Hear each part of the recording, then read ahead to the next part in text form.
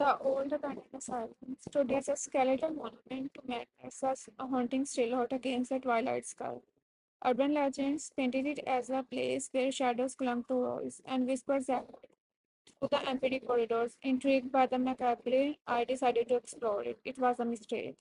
The interior was a labyrinth of decaying grandeur, a place where dust danced in sunbeams that pierced through shattered windows.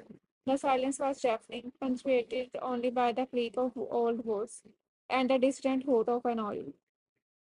As I ventured deeper, an unsettling chill crept into the air. I found it in the basement, a hidden chamber concealed behind a crumbling brick wall. It was a collector's den, a grotesque gallery of human suffering. Rows upon rows of glass jars lined the walls, each containing a twisted, preserved part of human body. Eyes, hearts, hands, and suspended in a sickly yellow liquid.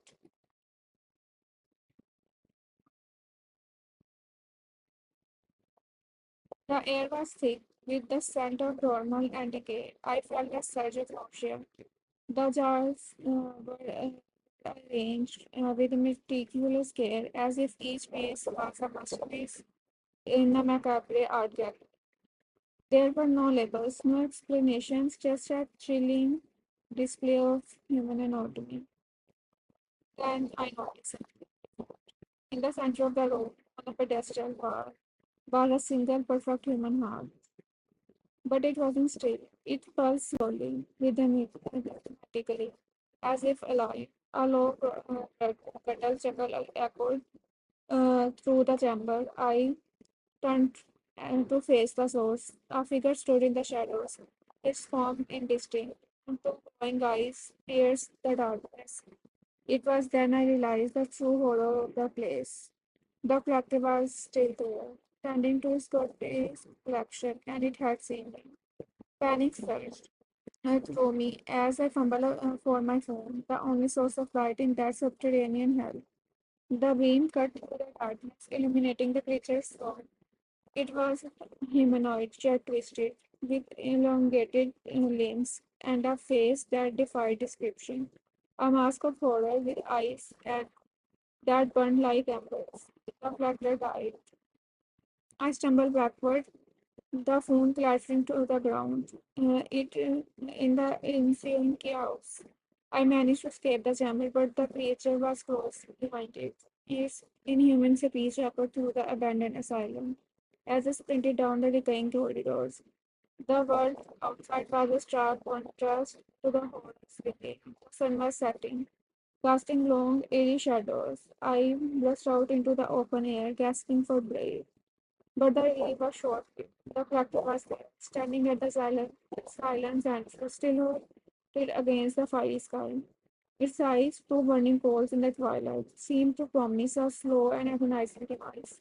And as I stood there frozen with terror, I realized that escape was impossible. The collector had claimed its latest specimen.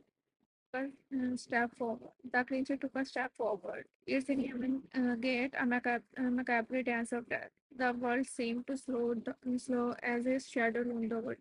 Desperation ignited. A spark of defiance. I reached for a loose pick and hurled it with all my might. It struck the creature, but it barely seemed to register.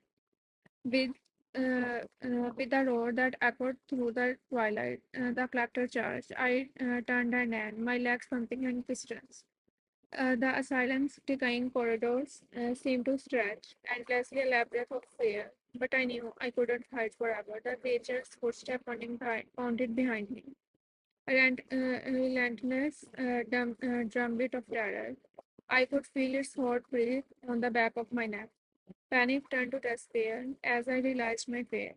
Then a glimmer of hope, a fire escape, a rusty iron ladder leading to freedom. With a surge of adrenaline, I crept up, my fingers slipping on the corridors, on the corroded metal. The collectors and human screech filled the air as I pulled myself onto the roof. I was safe, for now. Below the creature paced like a caged beast. It still out a monstrous shadow against The fading light. I watched as it disappeared back into the asylum, perception as chilling as its presence. I had escaped, but the nightmare was far from over. The collector would return, and when it did, I knew I would be his prime target. As the first star began to twinkle in its darkening sky, I looked down at the asylum, a place of terror that would haunt my dreams forever.